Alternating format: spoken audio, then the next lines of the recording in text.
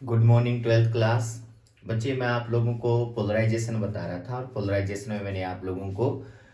Plane of polarisation और किस तरह से अनपोलराइज्ड लाइट पोलराइज्ड होती है इसके बारे में डिफाइन किया था। ठीक है बेटा, अब जो टॉपिक स्टार्ट कर रहे हैं वो है लॉ ऑफ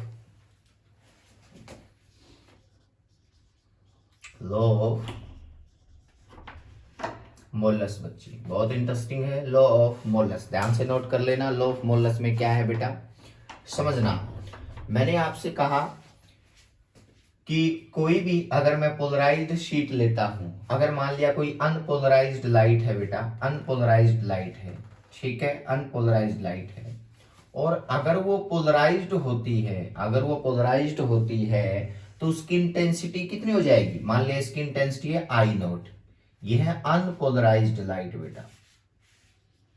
अनपोलराइज्ड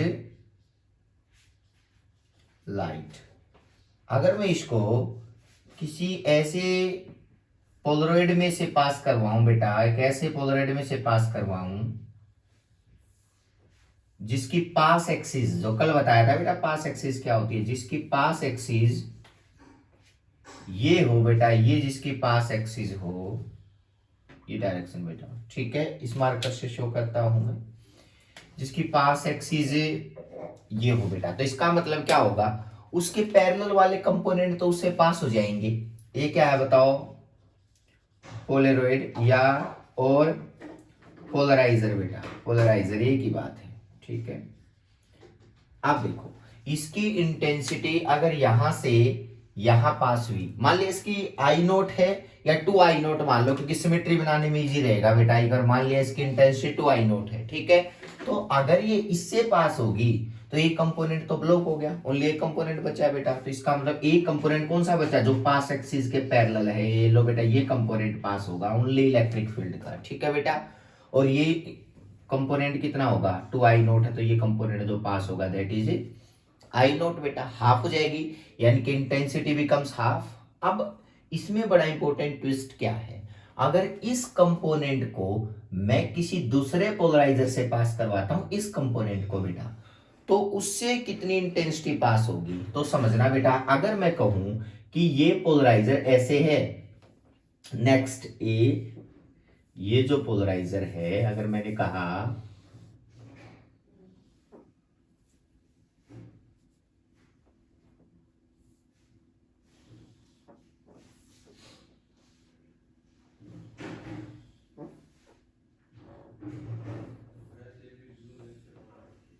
अगर ऐसी सिचुएशन बनती है तो क्या बनेगा, अगर मान लिया ये पोलराइजर इस डायरेक्शन के अंदर है, ठीक है बेटा, यानी कि इसकी एक्सिस ये बन गई, ये एक्सिस है पास एक्सिस बेटा। अगर मान लिया इस तरह से ये सेकंड पोलराइजर है जिसकी पास एक्सिस ये बन गई बेटा, नोट कर लेना ध्यान से, ठीक है बेटा। अब अगर ये पास एक्सिस है, कंपोनेंट तो इस एक्सिस का आ रहा है बेटा। अब ये होता है कि बताओ एंडिंग में लाइट जो पहुंचेगी वो कितनी इंटेंसिटी की पहुंचेगी। मान लिया बेटा इसने तो एक को ब्लॉक कर दिया, ये किसको ब्लॉक करेगी, इसका तो कंपोनेंट ही एक है बेटा। और ये कंपोनेंट अगर ऐसे ट्विस्ट करवाना है, इस कंपोनेंट को ऐसे रोटेट करवाना है, तो what is the intensity at the end बेटा, ठीक है, यानी कि इस पॉइंट के ऊपर what is the value of intensity. अब ये सारी बातें बताई थी मोलस, लॉ ऑफ मोलस में बेटा। मोलस लॉ ने क्या बताया, उन्होंने कहा कि देखो मान लिया इलेक्ट्रिक फील्ड का ये कंपोनेंट है, एक इलेक्ट्रिक फील्ड का ये कंपोनेंट है इस डायरेक्शन का, उसको इस डायरेक्शन की पास एक्सिस से मूव करवाना है बेटा, इस डायरेक्शन की, ये है पास एक्सिस बेटा। बेटा जो एंडिंग में लगा होता है ना, फर्स्ट को पोलराइजर बोलते हैं, जो सेकंड में लगा होता है ना, इसको आपकी बुक में एनालाइजर बोला, एनालाइजर लिखा मिलेगा, एनालाइजर बेटा। फर्स्ट पोलराइजर है, दोनों पोलराइजर ही बेटा, लेकिन एंड वाले को क्या बोल दिया, एनालाइजर बोल देते हैं, ठीक है, वहां एनालाइज करना चाह रहे हैं उस जगह पे हम। अब यहाँ पे होगा क्या कि एक तो यानी कि ये पास एक्सिस ऐसे है ना, ये ऐसे है, तो ये डायग्राम अलग से बना लू मैं, देखना बेटा, ये डायग्राम अलग से बना लू। कंपोनेंट ई नोट का कंपोनेंट, यानी कि यहाँ पे इलेक्ट्रिक फील्ड जो है ना बेटा ई नोट है, मान लिया इलेक्ट्रिक फील्ड स्ट्रेंथ ई नोट है, पीक वाली बेटा, ठीक है। अगर मैं इस इलेक्ट्रिक फील्ड स्ट्रेंथ को अगर मैं इस डायरेक्शन के पोलराइड से पास करवाऊंगा, तो ये डायरेक्शन बेटा मैंने अलग से यहां बना ली है, लो समझने की ट्राई करना, ठीक है बेटा। अब बात आती है इन दोनों में, मान लिया एंगल कितना है इसमें और इस पास एक्सिस में, थीटा एंगल है बेटा, थीटा एंगल है, लिख लो। मान लिया बेटा the angle between pass axis of, angle between pass axis of two polarizer बेटा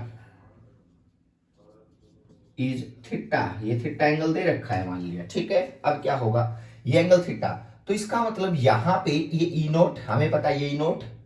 इसका कोई कंपोनेंट इधर जाएगा, बिल्कुल जाएगा सर, क्योंकि एंगल थीटा बना हुआ है, तो इसका मतलब इसके परपेंडिकुलर यहाँ कौन सा जाएगा, या कोई दूसरा और जाएगा। लो बेटा, इसका मतलब यहाँ ई नोट है, तो यहाँ ई नोट का कौन सा कंपोनेंट जाएगा इस डायरेक्शन में, ई नोट। ये इलेक्ट्रिक फील्ड स्ट्रेंथ है बेटा, ई नोट कॉस थीटा। इधर कौन सा आएगा बताओ, ई नोट साइन थीटा। क्लियर है बेटा। अब इसका मतलब यहां से जो लाइट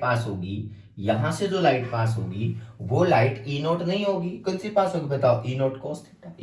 थीटा। क्लियर है बेटा। अब इंटेंसिटी का तो मुझे नहीं पता, इंटेंसिटी का नहीं पता चला बेटा, तो इलेक्ट्रिक फील्ड स्ट्रेंथ का पता चल गया बेटा मुझे। इंटेंसिटी क्योंकि वेक्टर नहीं है इसलिए उसके कंपोनेंट ब्रेक नहीं कर सकते थे, लेकिन प्रॉब्लम क्या है, यानी कि अगर ये ई नोट कोस थीटा का पता चल गया तो हमें एक चीज पता है, जो बेटा एम्पलीट्यूड होता है ना, जो इंटेंसिटी होती है, क्योंकि मुझे तो इंटेंसिटी चाहिए बेटा,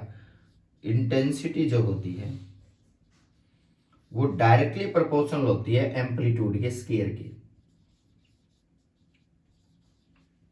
कोई भी एम्पलीट्यूड है इलेक्ट्रिक फील्ड का, मैग्नेटिक फील्ड का, उसके स्केयर की इक्वल होती है। तो यहाँ पे जो आई नोट क्या होगा, यहाँ जो आई नोट है, एम्पलीट्यूड कितना इलेक्ट्रिक फील्ड का, ई नोट, तो इसका आई नोट जो होगा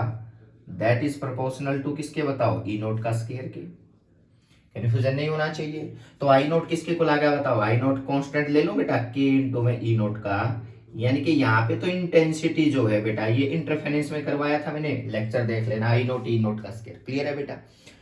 यहाँ पे इंटेंसिटी मान लिया जो लाइट की पहुंची बेटा, वो क्या है बताओ, यहाँ पे जो लाइट की इंटेंसिटी पहुंची वो आई पहुंची मान लिया बेटा, मुझे नहीं पता कितनी है वो, लेकिन मुझे पता है कि इस डायरेक्शन में इलेक्ट्रिक फील्ड स्ट्रेंथ कितनी पहुंची, ई नोट कॉस थीटा। तो इंटेंसिटी जो होगी दैट इज इक्वल टू, अगर मैं यहां से बात करता हूं तो इंटेंसिटी इज इक्वल टू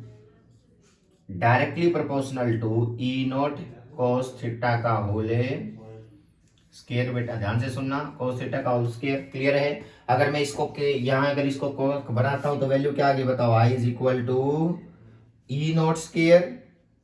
बेटा, मैं यहाँ प्रोपोर्शनल का साइन हटा के के लगा देता हूं, इज इक्वल टू के, यानी ये के ई नोट का स्केयर cos स्केयर थीटा बेटा, cos स्केयर थीटा। और के ई नोट स्केयर क्या बोल रखा है आप लोगों ने, के ई नोट स्केयर की वैल्यू क्या बोल रखी है, that is equal to I naught. तो वैल्यू क्या आ गई, I is equal to I naught cos square theta. इसी को बोलते हैं लॉ ऑफ मोलस बच्चे। इन एंगल के साथ इंटेंसिटी का वेरिएशन लॉ ऑफ मोलस है बेटा, एंगल के साथ इंटेंसिटी का वेरिएशन लॉ ऑफ मोलस है, याद रखना ये बात। अगर मैं अलग अलग केसेस लेता हूं, ये नोट कर लेना बेटा, दैट इज लॉ ऑफ मोलस बेटा। इसकी स्टेटमेंट है, तो इसका मतलब आई जो है ना बेटा, आई जो है, अगर मैं आई नोट कांस्टेंट आई नोट, तो आई जो होगा वो प्रोपोर्शनल टू क्या है बताओ, cos स्क्वायर थीटा बेटा। ये स्टेटमेंट को डिफाइन करने में आपकी हेल्प करेगा बेटा, यानी कि क्या है बताओ, intensity is directly proportional to square of cos of angle between two pass axis of polariser बेटा, two pass axis of polariser. तो आप आराम से डिफाइन कर सकते हो लॉ ऑफ मोलस को बेटा, यानी कि जो इंटेंसिटी पास होगी वो थीटा पे क्या कर रही है, डिपेंड कर रही है बेटा। ये आई नोट cos स्क्वायर थीटा को आप याद रखोगे, इसकी स्टेटमेंट लॉ ऑफ मोलस की यहां से निकल के आएगी कि intensity is directly proportional to square of cos of angle between two pass axis बेटा ऑफ पोलराइजर बेटा। तो ये cos स्क्वायर थीटा की ये वैल्यू बन गई। अब देखो नेक्स्ट इसमें क्या है, अगर मैं बाकी चीजों को रब करता हूं,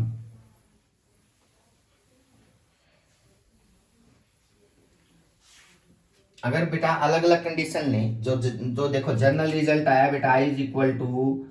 आई नोट cos स्क्वायर थीटा। अगर थीटा 0 है, अगर मान लिया बेटा ये पोलराइजर ऐसे ना हो के ऐसे सेट हो जाए बेटा, ये ध्यान से सुनना, ये पास एक्सिस बोली जाए, तो क्या होगा देखना बेटा, इसका मतलब इसके और इसके बीच में अगर मान लिया ये इसमें कन्वर्ट हो जाता है बेटा, तो एंगल कितने डिग्री बनता, देखो ये थीटा 90 डिग्री बनता, तो इसका मतलब यहां पे if theta is equal to 90 degree, ठीक है, पहले पोलराइज पास एक्सिस ऐसे है, बाद की पास एक्सिस ऐसे बने बेटा, मान लिया ये पोलराइजर 1 और ये पोलराइजर 2 जिसको एनालाइजर बोल दिया गया बेटा, अगर ऐसा मिले आपको तो इसका मतलब इंटेंसिटी इज इक्वल टू 0, मतलब नो इंटेंसिटी पास, मतलब लाइट यहां आपको मिलेगी नहीं बेटा, यहाँ पे लाइट नहीं मिलेगी इंटेंसिटी की, ठीक है बेटा। अगर आपको लगे कि सेकंड केस, अगर आपको लगता है कि पोलराइजर भी ऐसे है और एनालाइजर भी इसी एक्सिस में है बेटा, इसी एक्सिस में देखो ऐसे सेम एक्सिस में, नोट करते चलना ऐसी एक्सिस में, ठीक है, तो सिचुएशन क्या बनेगी, थीटा 0 डिग्री दोनों में, दोनों एक्सिस में देखो बेटा, तो यहाँ पे थीटा इज इक्वल टू, इस केस में theta is equal to 0 degree, तो मतलब इंटेंसिटी कितनी पास होगी, cos 01, तो पहले वाली जो चल रही है ना वही पास हो जाएगी बेटा, कोई भी इंटेंसिटी में चेंज नहीं आएगा बेटा, ये आपको क्लियर होना चाहिए, इसको लॉ ऑफ मोलस के थ्रू डिफाइन कर सकते हैं, ठीक है बेटा। अगर आपको लगे कि सर ये तो दो पोलराइड है, 3 भी दे सकता है 4 भी दे सकता है, वो आप अपने इस लॉ ऑफ मोलस पे चलते रहे। जैसे एक एग्जांपल लेता हूं मैं 3 पोलराइड का, यानी कि 3 लगा रखे हैं, तो क्या होगा देखना बेटा, मान लिया आपको लगे कि सर पोलराइड जो है ना वो क्या है बताओ, 3 लगा रखे हैं, ये स्टार्टिंग में एक पोलराइड लगा रखा है इस डायरेक्शन का, ये बेटा मान लिया, ठीक है, इस पे कुछ एंगल इस तरह से बेटा ये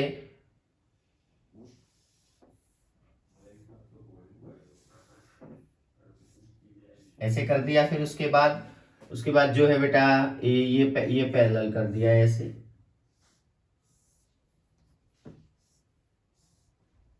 ठीक है, इसकी जो पोलराइजर एक्सिस है ये पास एक्सिस, ये ऐसी पास एक्सिस,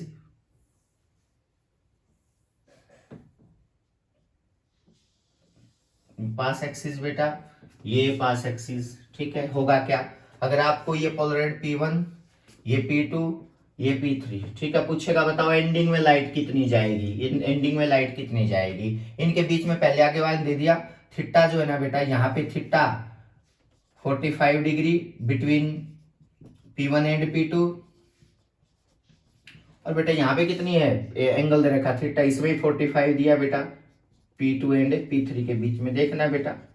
लास्ट में लाइट कितनी पहुंचेगी, तो बेटा आप इन दोनों को डायरेक्ट कंपेयर नहीं करोगे, बीच में ये भी तो है ना, आपस में ये रिलेशन बनाते चलोगे तो क्या रिलेशन बन गया, देखो बेटा मान लिया यहां से वही एग्जांपल, यहां से जो इंटेंसिटी आ रही है मान लिया वो लाइट की अनपोलराइज्ड की 2I0 आ रही है, क्या आ रही है बताओ 2I0, तो यहां से कितनी पास हो जाएगी बताओ, यहां से कितनी पास हो जाएगी, यहां से इंटेंसिटी पास होगी I0 वाली बेटा। अब देखो, अब इसका मतलब इन दोनों में एंगल कितने डिग्री, इससे कितना पास होगा, इससे कितना पास होगा, सर लॉ ऑफ मोलस लगाना पड़ेगा, लॉ ऑफ मोलस लगाना पड़ेगा, कौन सा बताओ, I is equal to I0 cos square, कितने डिग्री है दोनों में एंगल बताओ 45 डिग्री, तो 45 पुट करो तो इंटेंसिटी कितनी बन गई बताओ, I is equal to I0 by √2 का स्क्वायर 2, यानी कि जो इससे इंटेंसिटी पास होगी ना वो I0 बाई 2 पास होगी बेटा, क्लियर है। अब इन दोनों में आओ, इन दोनों में आओ, अब I0 की जगह क्या लोगे, I0 की जगह I0 बाई 2, क्योंकि इन दोनों की बात कर रहे हैं अब, तो इसका मतलब अगला जो वैल्यू आ गई that is equal to I0 by 2, अब इनके बीच में बेटा P2 and P3, between P2 and